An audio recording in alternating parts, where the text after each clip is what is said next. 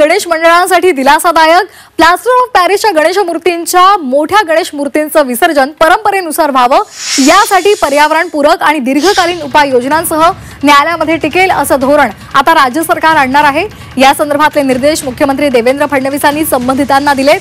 काल मुख्यमंत्र्यांच्या अध्यक्षतेखाली पर्यावरणपूरक सण साजरे व्हावेत यासाठी एक बैठक पार पडली आहे आणि या बैठकीला मंत्री आशिष शेलार, प्रदूषण नियंत्रण मंडळाचे प्रभारी सदस्य सचिव रवींद्र आंधळे हे सुद्धा उपस्थित होते.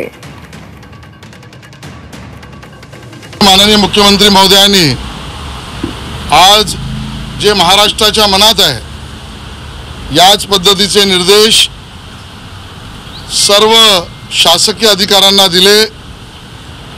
याचाच अर्थ सार्वजनिक पीओपीच्या प्रथा परंपरागत गणेशोत्सवाच्या मूर्त्यांचं विसर्जन न्यायालयासमोर प्रथा परंपरानुसार व्हावं या संबंधातलं धोरण, पर्यावरणाचा विचार, सीपीसीबीचा विचार, न्यायालयासमोर टिकेल असा विचार करून संपूर्ण अभ्यासांती आमच्या मोठ्या मूर्तींच्या विसर्जनाचा मार्ग मोकळा व्हावा असे निर्देश दिले. मला वाटतं हेही संकट आता दूर होणार आहे. तर या संदर्भात अधिक माहिती देत आहेत आमचे प्रतिनिधी ओम देशमुख. ओम, काय अधिकचे अपडेट्स आहेत? खरं तर आपण पाहिलं असेल की पीओपी मूर्त्यांवरील बंदी उठवल्यानंतर आता ज्या मूर्त्या आहेत त्यांच्या विसर्जनाच्या संदर्भामध्ये एक नवीन धोरण निश्चित करण्याचे आदेश मुख्यमंत्र्यांनी दिलेत. काल सह्याद्रीवरती या संदर्भामध्ये बैठक झाली. मुख्यमंत्र्यांसह स्वतः मंत्री आशिष शेलार आणि पीओपी मूर्तीकारांचे प्रतिनिधी यावेळेला उपस्थित होते. खरं तर काकोडकर समितीच्या वतीने या संदर्भामध्ये एक अहवाल देण्यात आलाय.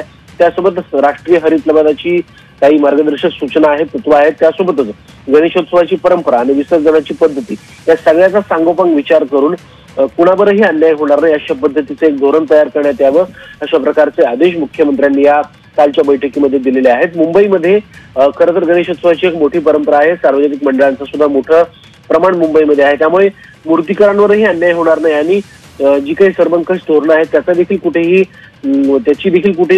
पायमल्ली होणार नाही या सगळ्या गोष्टीचा अभ्यास करून एक धोरण निश्चित करण्यात यावं अशा प्रकारचे आदेश मुख्यमंत्र्यांकडनं काल देण्यात आले. त्यामुळे लवकरात लवकर राज्य सरकार पीओपी मूर्तींच्या संदर्भामध्ये सार्वजनिक उत्सवाच्या संदर्भात सार्वजनिक गणपती मंडळाच्या मूर्त्या कशा पद्धतीने समुद्रात विसर्जित करता येतील आणि त्याचं नुकसान देखील होणार नाही या संदर्भात एक नवीन धोरण आता निश्चित करणार आहे. ते धोरण लवकरात लवकर जाहीर देखील करण्यात येणार असल्याचं स्पष्ट झालंय. धन्यवाद ओम दिलेल्या सविस्तर माहितीसाठी.